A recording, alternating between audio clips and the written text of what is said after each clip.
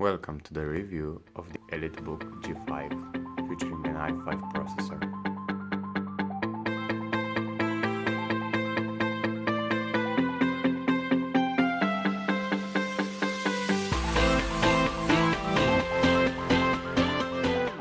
So this is the HP EliteBook G5 featuring an i5 model. It's the 8250U and it comes with integrated graphics UHD 620. So, as you heard from the specs, this is a mid-range processor with very low graphics. It's integrated graphics by Intel, so it's not powerful by any means. The cool fact about it is it's not aimed at gamers, it's not aimed at normal consumers, it's aimed for professionals and people who want to have a premium experience with their laptop. So this is a very expensive laptop, it can go up to 1,050 euros, but it's going to be worth it on the quality side, trust me. So let's talk about the design. It's fully made out of aluminium and it's very light and it feels very premium. Even the HP logo, it's different from the classic one. It's more stylish, it's like the same letter turned upside down.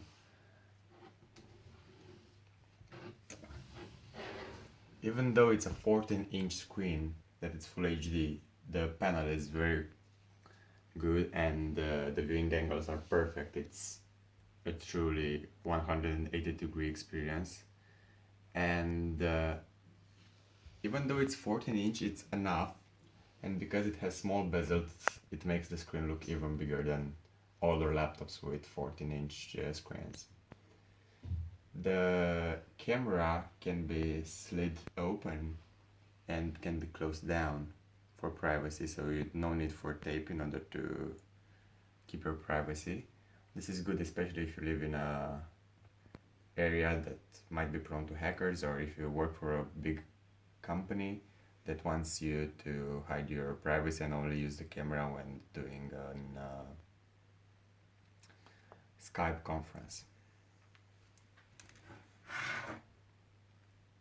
This is the maximum the hinge can get, so it's, I think, 130 degrees, not that much, but it's enough. Nobody wants a laptop to go completely flat, from what I know.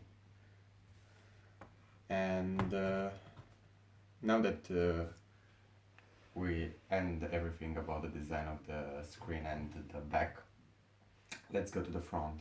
So it features Bang & Olufsen speakers that are going to sound great, since they're not just branded like I have a laptop with Sonic speakers, but it's just a name. This really sounds good in the fact that Bang & Olufsen only puts their name on good quality stuff.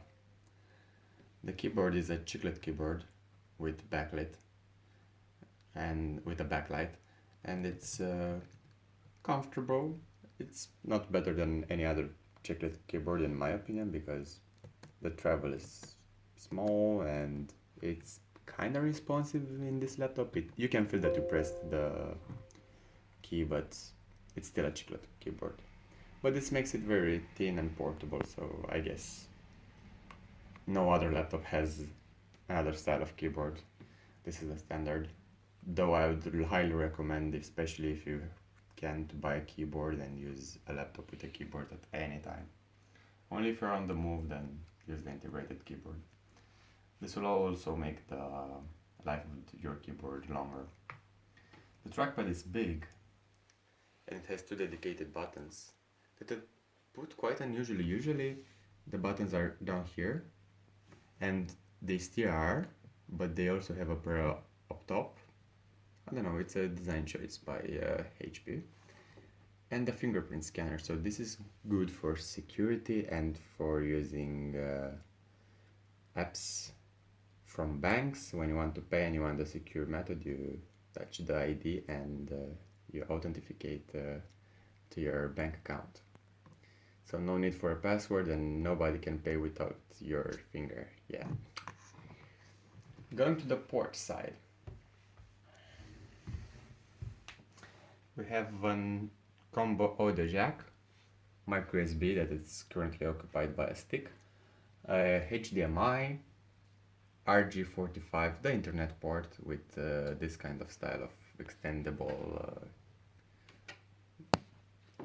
Ethernet, an SD card reader, and a USB Type-C. From what I can see, this logo here, it's a Thunderbolt one, so you can plug an external GPU and get a good gaming experience if you want to use this for gaming as well. And Thunderbolt is a cool port. You can use it for charging other devices. I think you can even charge your laptop with it. You can use it as an HDMI. You can use it to export video with a DisplayPort connection, and it can be daisy chained. It's the most versatile port ever, especially if it has Thunderbolt. So this is the power plug, and on the other side we have the Kensington lock.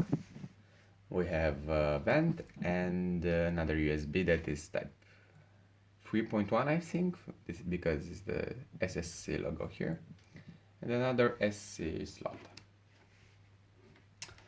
On the back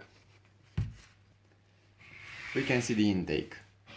It's a very big intake for a laptop with this kind of processors. In the processor it's a mid-range. I have seen laptops that cost about like 300 or 400 euros with this processor and have a smaller cooling intake and a smaller cooling outtake, and also they're made of plastic, not of aluminium. So if cheaper laptops can get with a smaller vent, this can go like nearly fanless if it's not used powerful, because the aluminium chassis is going to dissipate a lot of heat, so it can get fanless nearly. This is a good thing. You're not going to get the laptop related noise, so you can do your job in quiet environment.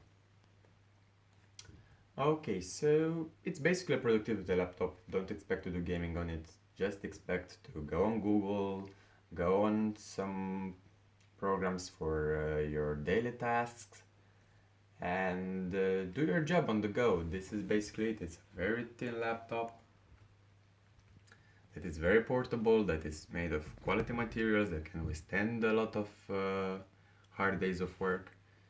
So it's a great laptop for business companies that want to buy something for their employees. Let's go on YouTube.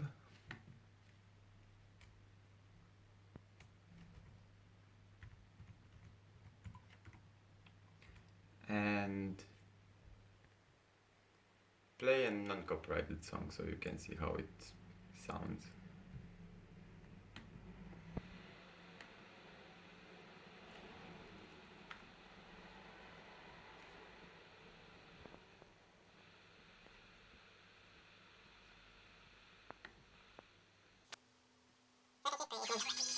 No. I don't want to discover anything. I want the music, please.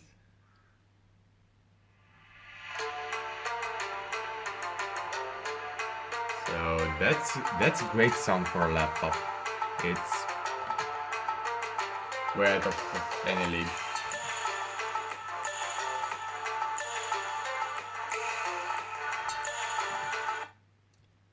Okay, as you can see, browsing is pretty fast. Let's go on Google.